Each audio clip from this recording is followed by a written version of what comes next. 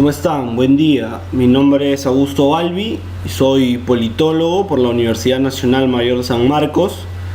Cuento con una especialidad en gobernabilidad y gerencia política por la Pontificia Universidad Católica del Perú y la George Washington University.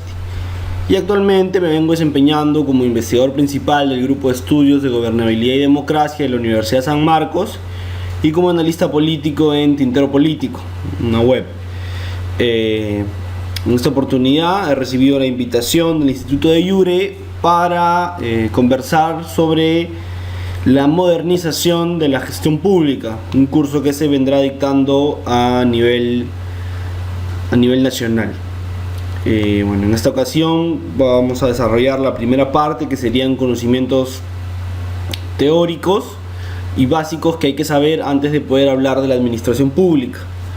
Entendiendo pues que la administración pública, evidentemente, la gestión pública evidentemente está ligada a la administración pública, ¿no es cierto? Entonces, cuando hablemos de la modernización de la gestión pública, estaremos también entonces hablando intrínsecamente de los procesos dentro de la administración pública. Por lo tanto, es menester conocer lo básico, lo elemental de la administración pública de manera teórica en general, y quizá aterrizando un poco en los organismos que ejercen la administración pública conocida y percibida por todos, que son pues el gobierno nacional, los gobiernos regionales y los gobiernos locales. Entonces hablemos ahora, en esta ocasión, hablemos de la administración pública, qué cosa es la administración pública, para pasar también a hablar un poco de la gestión dentro del gobierno nacional, el gobierno local, ¿no? Y los gobiernos regionales. Hablemos entonces de la administración pública. Hay que partir entendiendo que la administración pública, si bien es cierto, surge como una ciencia que merece un estudio apartado y especializado, parte primero de una concepción genérica, ¿no es cierto?, que es la administración, ¿no? Hablamos de la administración, y al relacionarlo al sector público y a los procesos y a todas las características y a los contextos que rodean el sector público, vamos a hablar de administración pública. Entonces hay que entender primero la administración. Y la administración podemos entenderla desde dos premisas. Una, como una práctica que va a estar obviamente relacionada al surgimiento de la administración en el momento en el que el hombre comienza a trabajar en la sociedad buscando una supervivencia, buscando la autoconservación. En el momento en el que el hombre trabaja dentro de sus sociedades orientado hacia la autoconservación de la especie, en ese momento estamos hablando de la administración como una práctica, o surgirá la administración como una práctica. Y como concepto vamos a hacer referencia a los procesos que involucran la planificación, la organización, la dirección y el control del trabajo de una organización y de los recursos con los cuales se disponen para alcanzar una meta establecida, para alcanzar un objetivo establecido.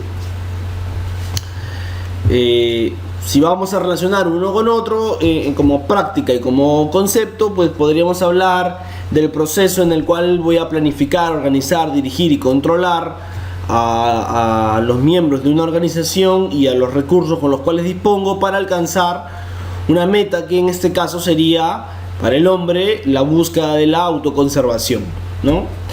Entonces, sea que lo hable como práctica, hay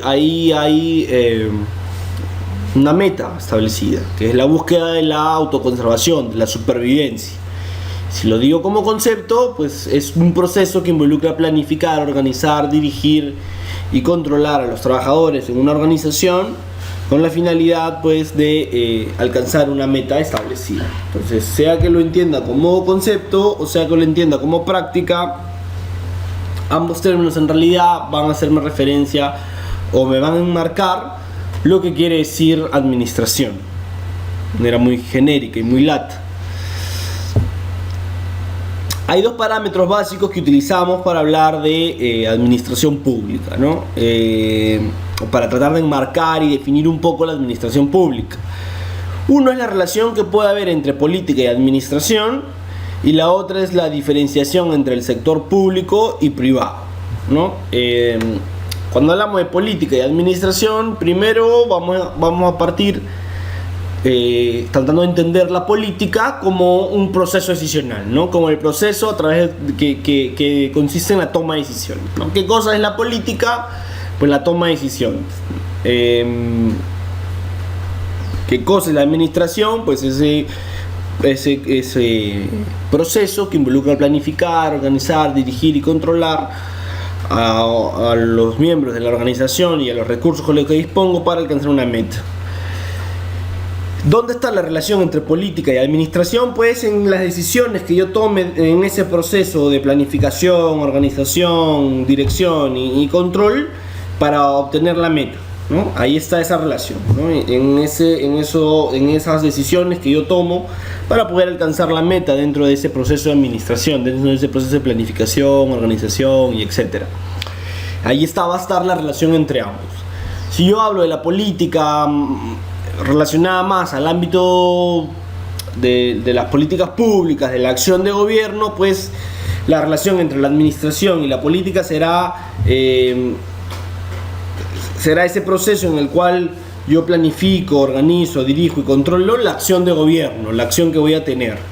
Pues evidentemente son términos que van a formar parte de un solo proceso, de un todo, que es el proceso decisional, la acción de gobierno neta, ¿no? Lo que yo voy a darle al ciudadano. Entonces ahí vamos a establecer una relación entre política y administración, que es básica para partir de esta relación que voy a establecer, entender la administración pública. Y la diferenciación entre el sector público y privado, ¿no? Que consistiría básicamente en una diferenciación entre las organizaciones de objetivos, de fines, de metas, ¿no? Evidentemente el sector privado lo que va a buscar es lucrar con este sentido de utilidad, maximizando los ingresos y minimizando los costos, un fin netamente lucrativo, monetario, mientras que en el sector público lo que voy a tener es otro motivo, otro motor para hacer que se mueva y que funcione la administración, que básicamente pues será el tema de brindar un servicio al ciudadano, ¿no? Evidentemente será en el sector público lo que me mueva, el servir al ciudadano, el poder poner a disposición servicios de calidad, procesos que involucren una interacción con el ciudadano y que el ciudadano pueda sentir al final que está siendo escuchado y que sus respuestas, las respuestas que le está brindando el Estado a sus problemas son las adecuadas, ¿no? Todo en un marco de democracia, de respeto restrictos a las reglas de juego que ya están impuestas, y evidentemente haciendo este proceso con eficiencia, con eficacia, ¿no es cierto?, generando valor público, que lo vamos a tocar más adelante.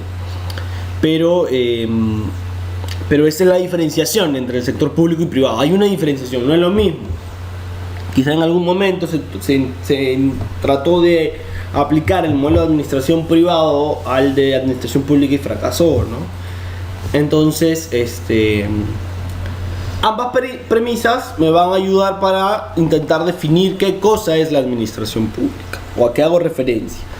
A esta relación estrecha que va a haber entre los términos política y administración cuando yo hable de administración pública, y a la diferenciación entre el sector público y privado, que tienen objetivos distintos, fines distintos, y los perseguirán, ¿cierto?, con procesos distintos y diferenciados. Hay una diferenciación entre la organización privada y pública, evidentemente.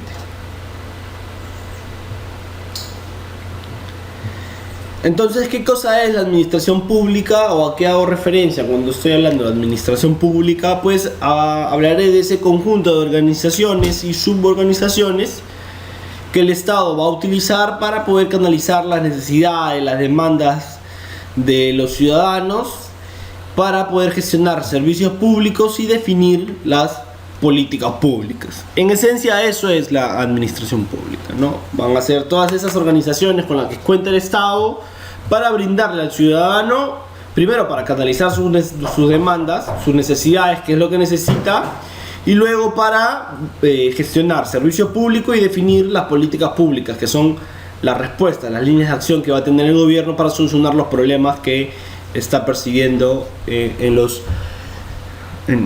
los ciudadanos, ¿no es así? Entonces, esto es la definición más precisa de la administración pública y es la definición que es la que más me gusta manejar en particular. Sin embargo, no es la única, ¿no? No es la única. Podemos encontrar definiciones de administración pública tantas como autores busquemos. Yo les planteo esta.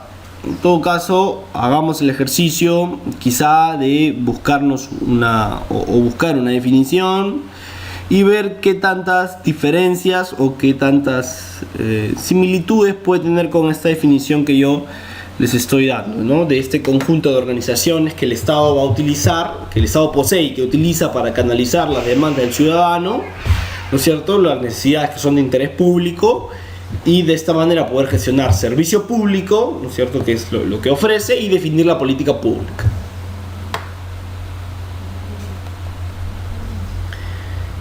La administración pública será también, dice, es el conjunto de organismos, órganos y personas que ejercen la función administrativa del poder, valiéndose de diversos instrumentos y medios para el cumplimiento de los objetivos. Esta es una definición desde el punto de vista del derecho administrativo, ¿no es cierto? Para nuestros amigos los abogados, quizá esta definición se les haga más familiar. En esencia es lo mismo, ¿no? Ejercer la función administrativa del poder, pues es brindar servicio público, ¿no? Definir políticas públicas, valiéndose de diversos instrumentos y medios para el cumplimiento de los objetivos, desde la interacción y el recojo de necesidades hasta la elaboración y la ejecución misma de la política pública y de los procesos de gestión pública. Entonces, en esencia no hay mucha diferencia, ¿no? Si leemos entre líneas, ¿no? Bueno, si nos quedamos con la definición lata, evidentemente pues sí. Pero si leemos entre líneas, vamos a dar cuenta que entre la definición que acabamos de ver, derecho administrativo, y esta definición de qué cosa es la administración pública como un conjunto de organizaciones, ¿no es cierto? Pues no hay mayor diferenciación. En realidad no hay mayor diferencia entre lo que dice uno y lo que dice otro. Lo dice de manera distinta, pero en esencia te vienen diciendo lo mismo, ¿no?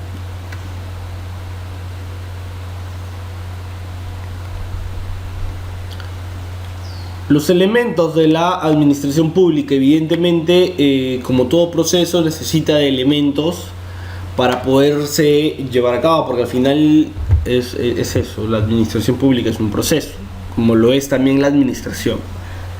¿Cuáles son los elementos? Pues tendremos primero instituciones o los elementos institucionales, que van a ser básicamente los fines de la administración pública y los objetivos, ¿no?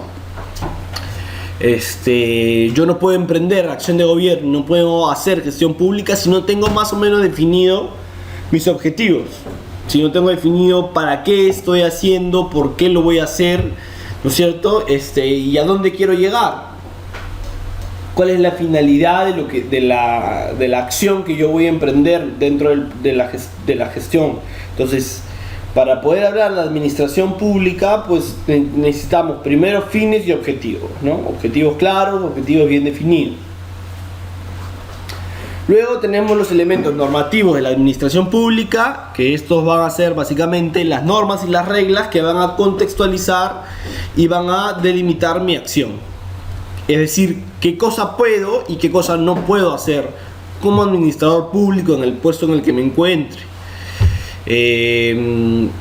Esto viene también desde un punto de vista del paradigma burocrático dentro de la administración pública, que evidentemente la ley enmarca la administración, lo cual es cierto, ¿no?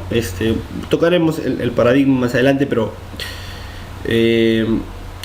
bueno, desde el punto de vista normativo tenemos normas y reglas, que son las que van a enmarcar mi acción en la administración pública, ¿no? ¿Qué cosa puedo y qué cosa no puedo, ¿no? Hasta dónde puedo llegar,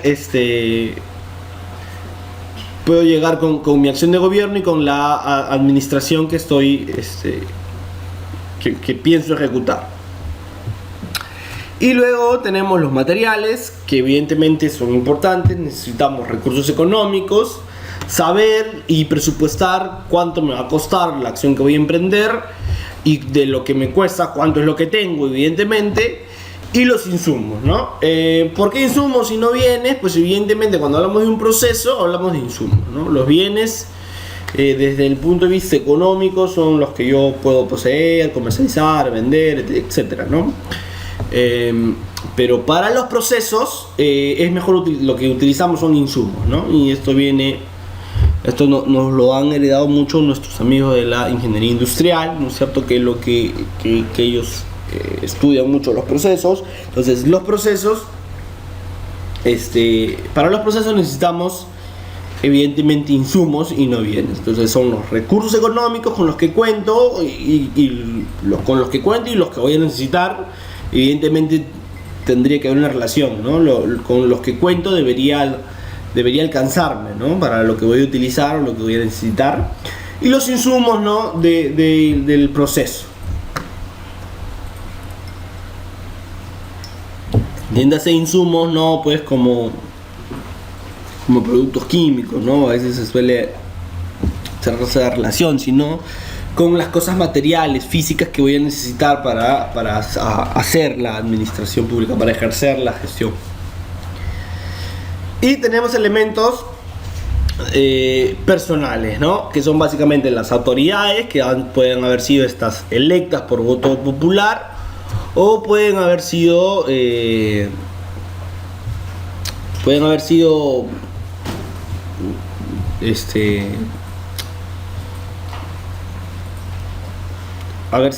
bueno, uno es electas, elegidas, y la otra es que pueden haber sido puestas en el cargo, ¿no? Haber sido designadas por la autoridad que ha sido elegida, por ejemplo, los ministros, o por ejemplo personal de confianza, jefaturas dentro del proceso, o porque han llegado a través de de concursos públicos, como por ejemplo podrían ser los jefes de líneas dentro de los ministerios, ¿no? O la alta dirección dentro de los ministerios.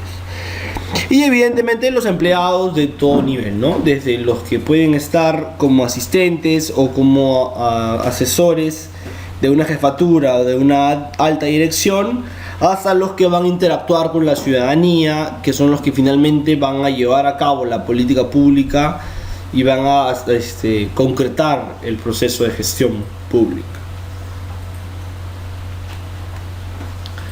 Entonces la administración pública tiene esos elementos, pero también tiene una finalidad que va a estar trabajada básicamente de acuerdo a objetivos y de acuerdo a recursos.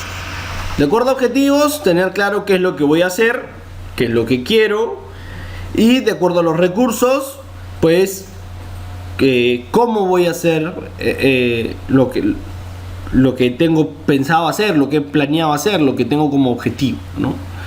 Es importante saber qué voy a hacer. Ese es el objetivo. Es básico porque va a direccionar y va a guiar mi acción de gobierno, ¿no es cierto? Mi acción de llevar a cabo el proceso de administración pública. Pero si no analizo los recursos con los que cuento para cumplir el objetivo, pues evidentemente también estaría incurriendo en un error. Tener claro qué es lo que voy a hacer, me llevará evidentemente a hablar de la eficacia, ¿no es cierto?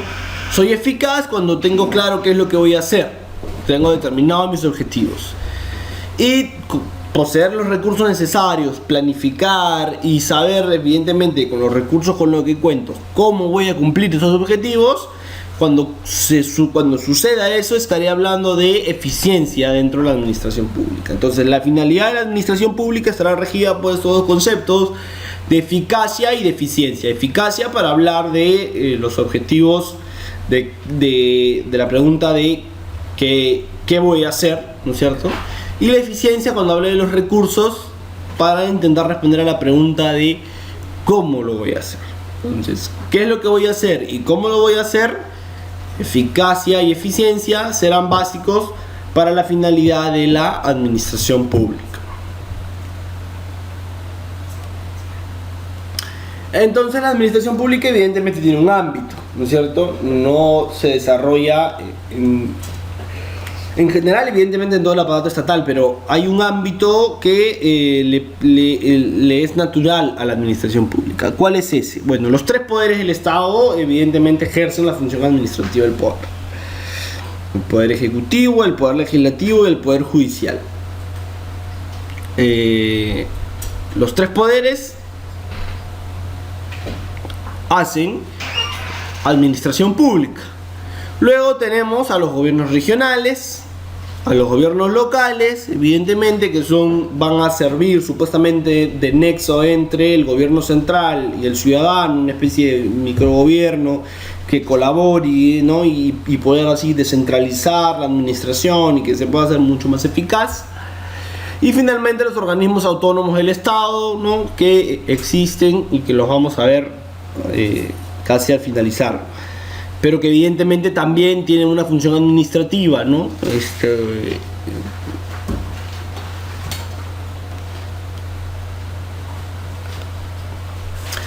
Entonces, ¿cómo se organiza el Estado? El Estado va a organizarse por niveles y por sectores, básicamente. La organización por niveles del Estado va a ser tridimensional, en tres dimensiones. Va a tener un nivel nacional, que es el gobierno que nosotros conocemos como gobierno central. Va a ser a nivel regional, que van a ser los presidentes regionales y todos los gobiernos regionales, presidentes y consejos, ¿no es cierto?, regionales. Y a nivel local, pues con los gobiernos municipales. Pueden ser estos municipal distrital o municipal provincial. Ambos, sea provincial o distrital, ambos entran en el nivel de administración pública en la organización del Estado a nivel local. Entonces, esos son los tres niveles como los que contamos: nivel nacional, que hacemos referencia al gobierno central; nivel regional, pues que hacemos referencia a los gobiernos regionales; y al nivel local, que hacemos referencia a los municipios provinciales o distritales, ambos en realidad.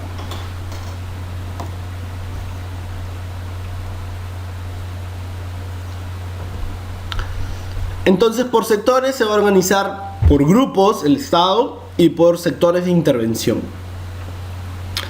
Por grupos, pues tendremos el grupo sectorial social, ¿no es cierto?, del que evidentemente pues estará inmerso todo lo relacionado a los temas de derechos sociales, al tema de la economía, a la seguridad y a los servicios públicos en generales que pueda brindar el Estado. En el aspecto social, evidentemente tenemos sectores de intervención como lo son salud, saneamiento y medio ambiente, vivienda y desarrollo urbano, educación, cultura y deporte, protección y previsión social, mujer y desarrollo social, y trabajo y promoción del empleo. Evidentemente, todos estos sectores van a estar, todos estos sectores de intervención van a estar adjuntos a alguna cartera o algún ministerio, ¿no? Por ejemplo, el Ministerio de la Mujer y Poblaciones Vulnerables,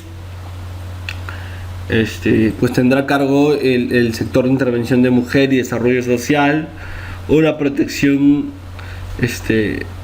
y previsión social, ¿no es cierto? Evidentemente pues son ellos los que tendrán a cargo.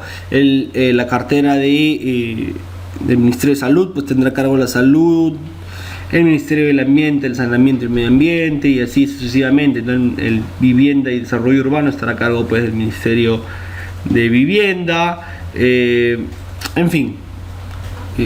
Estos son los sectores de intervención en el aspecto social que evidentemente se van a ir metiendo en las diferentes carteras de ministerios con las que contamos. y en algunos casos puede tener una acción transversal, ¿no? Multisectorial, en la que más de una cartera se interese sobre el sector de intervención y pueda generar políticas públicas y pueda generar procesos de gestión pública sobre el sector. En la economía tendremos el comercio, el turismo y la industria, la agropecuaria y la pesca, la energía y la minería, y el transporte y las comunicaciones, ¿no es cierto? Eso es en el ámbito económico. Evidentemente, nuevamente podemos darnos cuenta que más de un ministerio entra aquí y que en algunos casos es transversal también, es multisectorial. Se cumple básicamente lo mismo que en el primer grupo y los primeros sectores de intervención.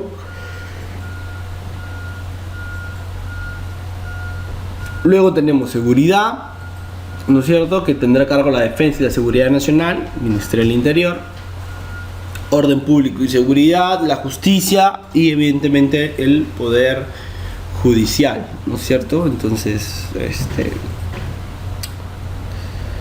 aquí está el grupo de seguridad, teniendo los sectores de intervención en los cuales el Estado puede intervenir a través de sus diferentes instituciones, como los ministerios u otra institución que sea adjunta al gobierno central, al ejecutivo, ¿no? Y finalmente los servicios públicos generales, que son básicamente el tema legislativo, las relaciones exteriores y la administración y el planeamiento.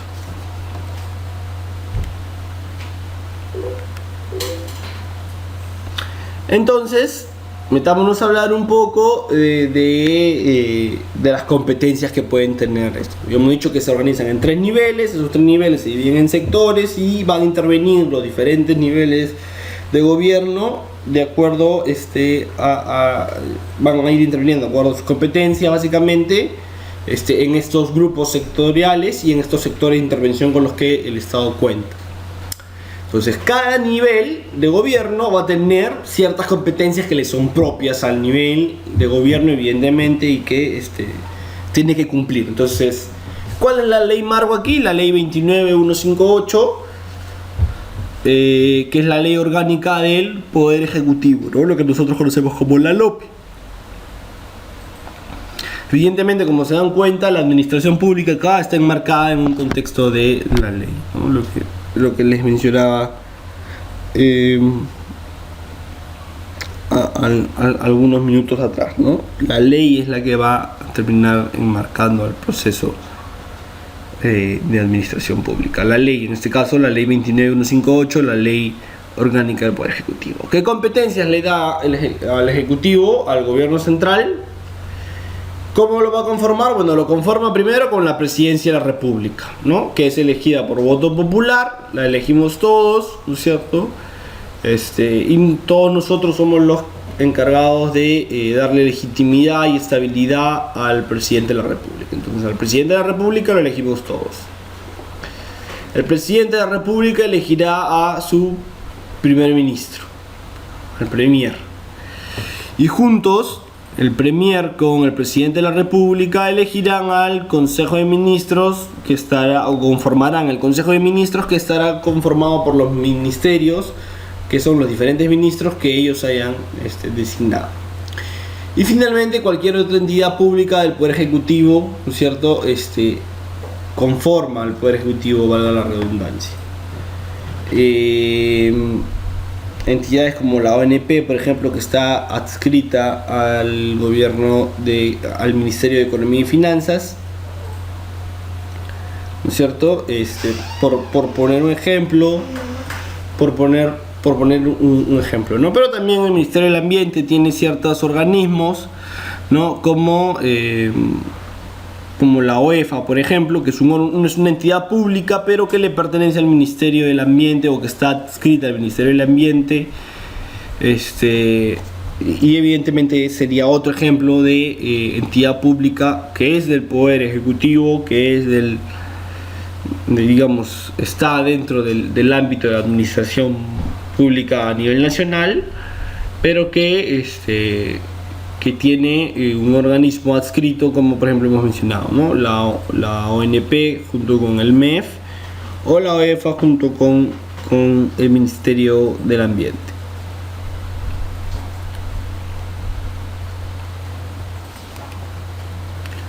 Competencias exclusivas entonces del gobierno nacional. Es el encargado básicamente de diseñar las políticas nacionales y sectoriales. Evidentemente recae en la competencia, en la función y en la responsabilidad del gobierno central de diseñar políticas de alcance nacional, ¿no es cierto? Y sectorial, que puedan hacer que los demás gobiernos regionales se puedan integrar a estas políticas y consolidar un proyecto de desarrollo mucho más macro, ¿no?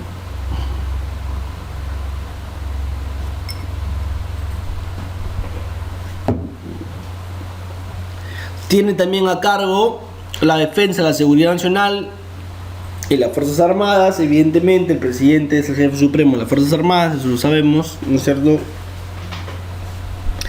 Estos serán los responsables de las relaciones exteriores a través de la Cancillería y de las embajadas y demás que pueda tener como consulados. El gobierno, ¿no es cierto?, va a dirigir la política exterior del país. Luego tiene a cargo el orden interno y evidentemente la Policía Nacional, que está, pues, no, como ya sabemos, adscrita también, está por debajo del gobierno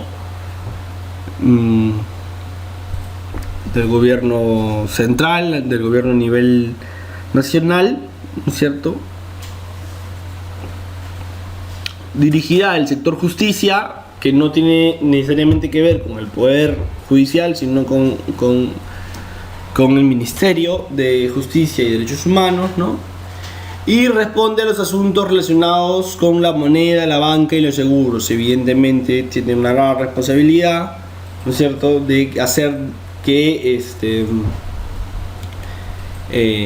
la moneda, la banca y los seguros estén funcionando de manera correcta y así evitar problemas por los cuales ya en el Perú hemos pasado en algún momento, ¿no?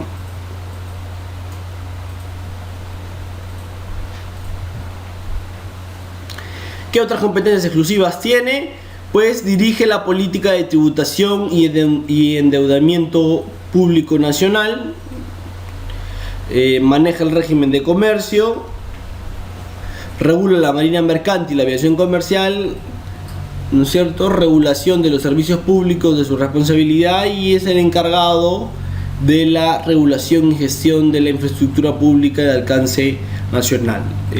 Aquí ejemplo, pues tren eléctrico, no le pertenece al municipio, sino le pertenece al gobierno central. Es el gobierno central el que ha puesto el dinero, es el gobierno central el que viene ejecutando la obra, evidentemente en coordinación con el municipio, pero son ellos los encargados de regular y gestionar la infraestructura que va a tener un alcance nacional, que va a tener un impacto más nacional que solo local. Básicamente estas son lo que nosotros conocemos como la regulación y gestión de la infraestructura pública de alcance nacional. Entonces, estas son algunas de las competencias exclusivas que tiene el gobierno nacional, ¿no es cierto? El tema de la tributación es importante, porque ese dinero es lo que le da al Estado la solvencia para llevar a cabo grandes reformas, procesos de transformación, y sobre todo en nuestro país, que tanto necesitamos. Entonces, en los últimos años se ha hablado mucho de la informalidad en nuestro país, ¿no es cierto? Se dice que somos uno de los países más informales con respecto al empleo, y es porque no hay una adecuada fiscalización, y evidentemente tampoco hay una adecuada fiscalización de tributos, ¿no? Que es lo que finalmente necesitamos todos, que la gente tribute, que nuestros amigos, que todos nosotros en general, amigos y todos, tributemos para que el Estado pueda tener una solvencia económica que le permita evidentemente pues devolvernos esos tributos en servicios públicos, en gestión pública, en políticas públicas.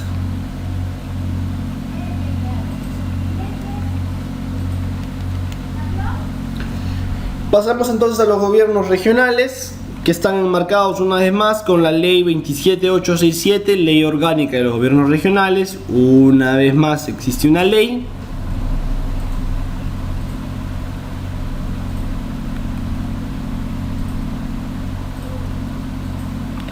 Ok, ¿cuáles serían entonces las competencias exclusivas de los gobiernos regionales?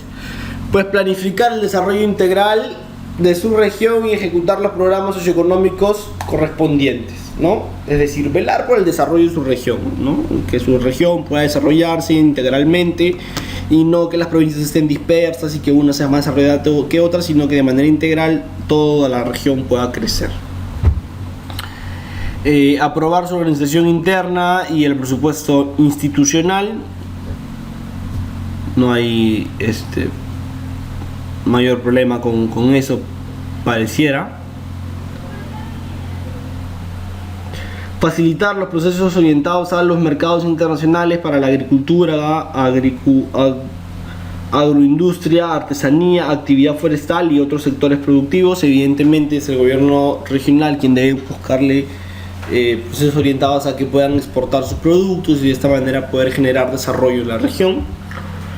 Formular y aprobar el plan de desarrollo regional concertado con la municipalidad y la sociedad civil. Evidentemente aquí hay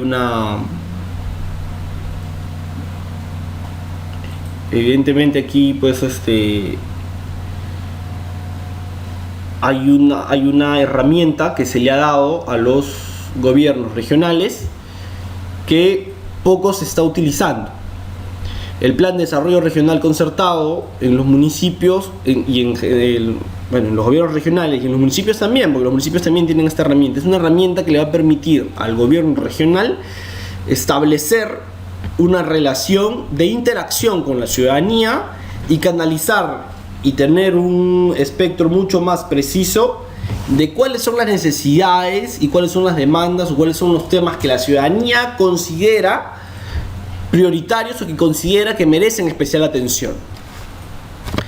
Sobre eso, de esta manera, sobre esa interacción y sobre ese proceso de canalización, una vez desarrollado el plan de desarrollo regional, establecer luego las líneas de acción de gobierno. El problema es cuando los gobiernos regionales le encargan a un privado el plan de desarrollo regional, no hay una interacción con la ciudadanía, se hace el plan de desarrollo regional de manera muy técnica, que está bien hacerlo de manera técnica, está perfecto, y vienen técnicos y nos hacen el plan de desarrollo, pero al final el otro aspecto político, por eso que se llama concertado, porque lo que sucede es que voy a interactuar con la ciudadanía, voy a generar consensos que me permitan darme estabilidad, que me permitan darme gobernabilidad para emprender las reformas que necesito, porque evidentemente sabemos todos que el país necesita reformas, que el país necesita que se hagan profundos cambios. Entonces, si no tengo el apoyo de la ciudadanía, el respaldo y no está consensuado, difícilmente podré emprender un cambio importante. Luego tenemos que otra competencia exclusiva es el promover y ejecutar inversiones públicas de ámbito regional en proyectos de infraestructura vial, energética, de comunicaciones y de servicios básicos, ¿no? Evidentemente promover la inversión privada en todos los aspectos, ¿no? Es una función el promover inversión privada. Podrá darse el caso de que algún presidente regional se oponga a la inversión privada. Todos dicen que no, pero algunos pareciera que sí se oponen, ¿no? Y el caso de nuestro buen amigo Gregorio Santos en Cajamarca parece ser que es uno de estos casos, ¿no? En los que el presidente regional no está muy de acuerdo con la inversión privada en la región. Claro, evidentemente podríamos decir que bueno, la minería, el problema es que la minería ha sido irresponsable en Cajamarca y que muchas veces se les ha engañado y mentido. Sí, también es cierto, Pero lo cierto es que Cajamarca ha perdido mucho dinero, no solamente por Conga, ¿no? No solamente porque no se haya llevado a cabo Conga, sino que ha sido una región que ha estado convulsionada, que no ha recibido turismo, que no ha recibido inversión en otro aspecto, porque ha habido cierto temor a la convulsión y al excesivo movimiento que ha estado existiendo en Cajamarca. Por lo tanto, la inversión pública de la región ha disminuido notablemente, ¿no? Y luego, bueno, desarrollar circuitos turísticos para convertirlos en ejes de desarrollo. Evidentemente, el futuro dentro de la diversificación de la economía que necesitamos hacer, o sea, ya no depender tanto de los metales y de los minerales, esto es una herramienta, ¿no? El Perú es un destino turístico sin duda, y es función de los gobiernos regionales el explotar, el ver qué es lo que tiene su región para que se conozca, y evidentemente generar ahí un punto más a través del cual la región puede empezar a crecer.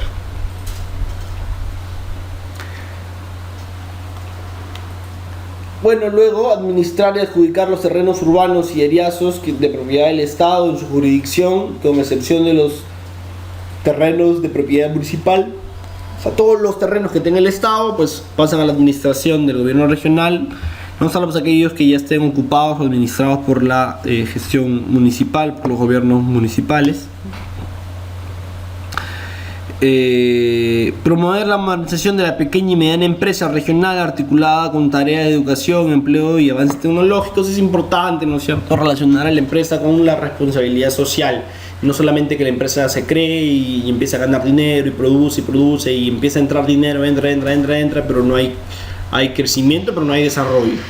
Les tengo que darles un sentido a las empresas de responsabilidad social y establecer una relación que articule su desarrollo y el apoyo que le pueda dar, y su modernización, el apoyo y el desarrollo que ellos puedan alcanzar con, ¿no es cierto?, tareas que puedan estar pendientes en la región y que necesiten una inyección de inversión privada, evidentemente, ¿no? Promover el uso sostenible de los recursos forestales y biodiversidad, básico, ¿no es cierto? Si se queda sin biorrecursos, si se queda sin recursos y sin biodiversidad, pues evidentemente está perdiendo muchísimo las regiones, ¿no? Y hay que tener cuidado en la selva, porque con esto de los recursos, con esto de la tala de árboles indiscriminada, de la minería ilegal, en realidad se está destruyendo la biodiversidad que tiene Perú, y se está destruyendo el tema de los recursos sostenibles, ¿no? Esos recursos no son, la minería ilegal no hace recursos sostenibles porque devora, ¿no? Depreda. Hay que tener cuidado ahí, es una tarea pendiente en las agendas todavía de nuestros gobiernos regionales. Dictar normas sobre los asuntos y materiales de su responsabilidad y promover iniciativas legislativas. Evidentemente puede normar a través de ordenanzas y puede también promover iniciativas legislativas sobre asuntos que le competan, ¿no?, de acuerdo a la ley y de acuerdo a lo que estamos mencionando, ¿no? Puede sacar una ordenanza o un proyecto de ley enviado al Congreso sobre la tala, digamos, en los gobiernos regionales de la selva, ¿no? Pueden hacerlo. Organizar y aprobar los expedientes técnicos sobre acciones de demarcación territorial de su jurisdicción, evidentemente. Y acá otro tema importante que quiero resaltar,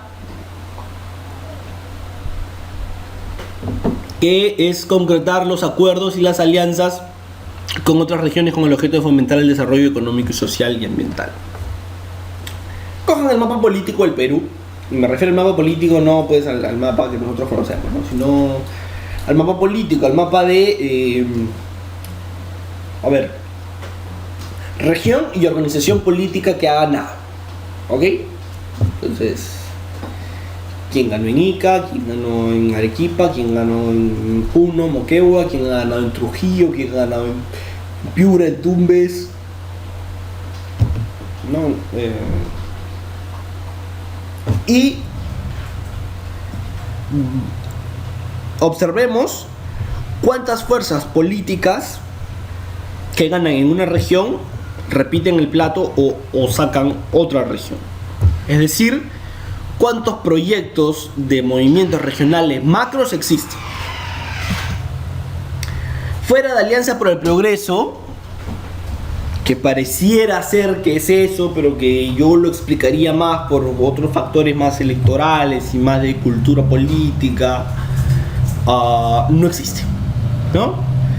No es nuestro ámbito de estudio porque ahí nos estamos metiendo al tema de los partidos políticos, pero eso es un reto porque si es de una competencia exclusiva del gobierno regional el concretar acuerdos y alianzas con otras regiones para generar el desarrollo económico, social y ambiental, estamos hablando de que se construyan proyectos de desarrollo macro regionales que involucren a más de 2, 3, 4, 5, 6 regiones, que se junten y que tengan cosas en común, que dialoguen, que logren consensos y sentados digan las líneas de acción para nuestro desarrollo social, económico y ambiental son estas. Sería importantísimo que se emprenda una lucha férrea y un combate y un combate directo, y a la vez que por un lado se incentive la minería formal, ¿no es cierto? Y que se combata la minería informal en la selva, ¿no? Y que las regiones de la selva unifiquen un proyecto macro de desarrollo ambiental a través de la minería, que excluya la minería ilegal, ¿no es cierto? La formalice quizá, no lo sé, no tengo la solución en este momento, pero lo pienso y digo, qué importante sería generar ese acuerdo con las regiones de la selva. Y se puede hacer, sí, porque la ley orgánica de los gobiernos regionales me dice que es una competencia que tengo el concretar acuerdos y alianzas para generar desarrollo con otras regiones. Entonces se puede hacer. ¿Qué es lo que lo impide? Pues el panorama evidentemente político, ¿no? Como le digo, será muy difícil que dos presidentes regionales se sienten si cada uno pertenece a una tienda distinta, porque ¿no? Hay rivalidades naturales. Entonces, si pertenecieran a una misma tienda, o habría algún movimiento que se pueda ir consolidando en una región, por ejemplo en el norte, en la selva, en el sur, en el centro, y que vaya ganando más de 1, 2, 3, 4 regiones, quizá podríamos empezar a vislumbrar el cumplimiento efectivo de esta competencia. Si no, difícil, ¿no? Como digo, fuera de Alianza por el Gran Cambio, no ha habido otro, y yo explico más el fenómeno de Alianza por el Gran Cambio más que una consolidación de un proyecto macro regional, por otros temas, ¿no? Evidentemente políticos, temas económicos también, y evidentemente pues el señor Acuña quiere ser presidente del Perú y necesita el apoyo, evidentemente, consolidar allá su proyecto, hacerse una fuerza política, que es lo que él quiere, no por el afán de un proyecto macro regional, porque no lo existe, no lo tiene, estoy seguro, sino por el tema de querer tentar la presidencia, ¿no? Evidentemente. Tienen algunas competencias compartidas con el gobierno central y con los municipales. Evidentemente está la educación y la salud pública, ¿no es cierto? La gestión sostenible de los recursos naturales y el mejoramiento de la calidad del ambiente. Estrictamente lo coordina esto con el Ministerio del Ambiente, ¿no es cierto? A través de la OEFA y los diferentes organismos adscritos al Ministerio del Ambiente. La preservación y administración de las áreas naturales protegidas y de las reservas, ¿no es cierto?, protegidas, evidentemente está relacionado con el tema del ambiente. Difusión de la cultura y la mejora de las instituciones artísticas y culturales de la región. La competitividad regional y promoción del empleo productivo en todos los niveles, ¿no es cierto? La participación ciudadana conforme a la ley de la materia. Y la promoción y gestión y regulación de actividades económicas y productivas, ¿no es cierto? Todo estas son algunas de las competencias que no le son exclusivas y que necesitan coordinación con el gobierno central o con los municipios, ¿no es cierto?, para que se puedan llevar a cabo. Difícil es que se cumplan estas competencias compartidas cuando el presidente regional es de un partido o de un movimiento que de repente solo fue a regiones, y que de repente el voto del de las provincias, de los distritos, ha sido disperso, ¿no es cierto? Y podría darse el caso de que exista un presidente regional que de repente no tenga ni siquiera un solo distrito o provincia. ¿Se ha dado? Sí, se ha dado. ¿Podría volver a darse? Sí. ¿Preocupante? Sí. Porque como si no puedes dialogar con el presidente, con el alcalde municipal o provincial, puedes establecer que se compartan competencias o que de repente se pueda generar un proyecto de desarrollo de la región, ¿no? Y es peligroso también que tengan estas competencias relacionadas o que se compartan con el gobierno central y que de repente entre alguien con el discurso como nuestro amigo Gregorio Santos, que evidentemente yo dudo muchísimo ver algún día a Santos apoyando al gobierno actual, ¿no? Evidentemente. Entonces, ahí hay, bien cierto, hay competencias compartidas, hay una tarea pendiente también, hay una agenda que hay que empezar a tomar en cuenta de nuevo, ¿no? Y tenemos las rentas regionales, que son asignaciones y transferencias específicas para el funcionamiento que se establecen en la ley anual del presupuesto, evidentemente, es decir, el dinero que recibe por parte del Estado, los tributos creados por ley a su favor, ¿no? Los tributos que pueda generarse el gobierno regional, ¿no? Los derechos económicos que se generen por las privatizaciones y concesiones que se otorguen a aquellos que perciban del gobierno nacional, ¿no? Evidentemente las concesiones y las privatizaciones que hace el gobierno regional de algún establecimiento del Estado o de algún servicio del Estado, evidentemente este dinero se queda en el gobierno regional, no viene a Lima como muchos podríamos creer. Los recursos asignados por el Fondo de Compensación Regional, el FONCORE, evidentemente, ¿no es cierto? Los recursos asignados por concepto de canon, hay regiones que tienen muchísimo dinero en canon. Huancavelica es una de las regiones más ricas del Perú, sin embargo hay demasiada pobreza, por lo que no hay un proyecto de desarrollo y todo, ¿no? Pero bueno, el canon también les deja muchísimo a los gobiernos regionales. Y el producto de sus operaciones financieras y de las de crédito interno concertadas con cargo a su patrimonio propio, evidentemente, ¿no? El préstamo que se puede hacer el municipio, ¿no? O bueno, el gobierno regional. Y ahora nos vamos a las competencias de los gobiernos municipales, ¿no? Estos pueden ser distritales o provinciales y son las competencias de los gobiernos locales. La ley que enmarca esto es la ley 27972, la ley orgánica de las municipalidades. Planificar y promover el desarrollo urbano y rural de su circunscripción y ejecutar planes, pues evidentemente que sí, ¿no es cierto? Es necesario que los gobiernos locales, las municipalidades, planifiquen y promuevan el desarrollo dentro de su comunidad, ¿no es cierto? Y no esperen que las soluciones vengan ni del gobierno regional, porque difícilmente van a venir, y mucho menos del gobierno nacional, ¿no? Bueno, normar la zonificación y el urbanismo, condicionamiento territorial y asentamientos humanos, evidentemente. Administrar y reglamentar los servicios públicos locales, básico. Aprobar su organización interna y presupuesto. Y aprobar y formular el plan de desarrollo local concertado. Acá está nuevamente la herramienta del plan de desarrollo concertado, ¿no es cierto?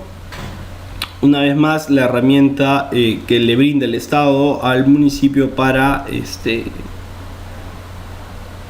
le brinda el Estado al municipio en general y a los gobiernos internos en general, para poder generarse gobernabilidad, tener mayor capacidad de gobernabilidad y de estabilidad en los gobiernos para llevar a cabo procesos y reformas importantes, ¿no? Entonces, ¿qué cosa es el plan de desarrollo concertado? Una herramienta básica, ¿no? Una herramienta de gobierno. Ejecutar y supervisar la obra pública de carácter local, evidentemente, vía Parque Rima, que es un ejemplo de eso, ¿no es cierto? Aprobar y facilitar los mecanismos y espacios de participación y concertación y fiscalización de la comunidad en la gestión municipal. Tiene la municipalidad que promover los mecanismos de participación ciudadana, tiene que hacerlo, ¿no? Más allá del referéndum y la revocatoria, ¿no? Hay otros mecanismos como el presupuesto participativo, el plan de desarrollo concertado. En todos esos procesos tiene que participar el ciudadano y la municipalidad tiene que impulsar esa participación. Dictar las normas sobre los asuntos de materia de su responsabilidad y evidentemente proponer iniciativas legislativas que le sean competentes.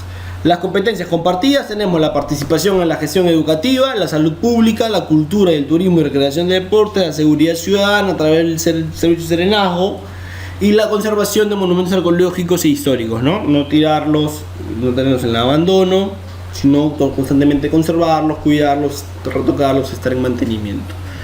Competencias compartidas con el gobierno regional y con el gobierno central.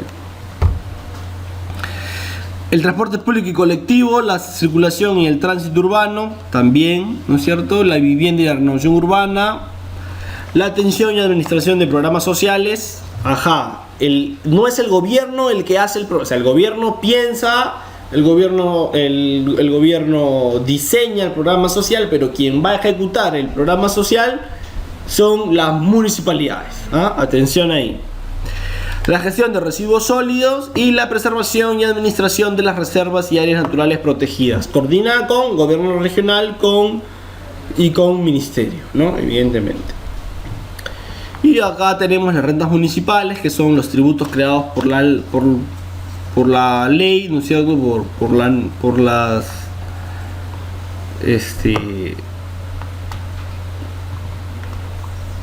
las ordenanzas, ¿no es cierto? Que pueda tener o que pueda generarse el municipio, y la serie de tributos como por ejemplo los arbitrios y ese tipo de cosas, ¿no?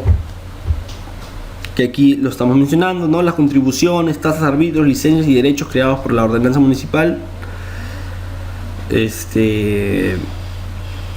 No hay mucha diferenciación entre uno y otro, ¿no? Unos pueden ser creados por ley nacional, otros por ordenanza, se pueden mezclar ambos. La cosa es que los tributos que le sean atribuidos por ley, sea esta, por ley, la ley que conocemos, o por la ordenanza municipal, evidentemente se genera ahí unos recursos. Los derechos económicos generados por las privatizaciones y concesiones de los servicios que otorguen conforme a la ley, ¿no? Una vez más o menos aquí lo comparte al igual con el gobierno regional. Los recursos asignados por el Fondo de Compensación Municipal, el Foncomún, ¿no es cierto?, que le asigna un fondo con el que usualmente algunos suelen pagar el tema de planillas, ¿no? Algunos lo hacen el gasto del Foncomún, pero bueno, no es nuestro afán verificar en qué lo gastan, sino que saber que ese es un ingreso, una renta municipal. La asignación y transferencias específicas establecidas en la ley anual del presupuesto, el dinero que le transfiere el gobierno a través del MEF, ¿no es cierto?, a través de su presupuesto anual. Los recursos asignados por concepto de canon y rentas de algunas aduanas, también Callao tiene mucho dinero por aduanas, ¿no es cierto? Y por canon, pues el distrito de San Marcos y el distrito de Quimbiri, ¿no? Son quizás los distritos que más canon reciben. Uno recibe casi 250 millones y el otro recibe 180 millones de soles en canon. Evidentemente son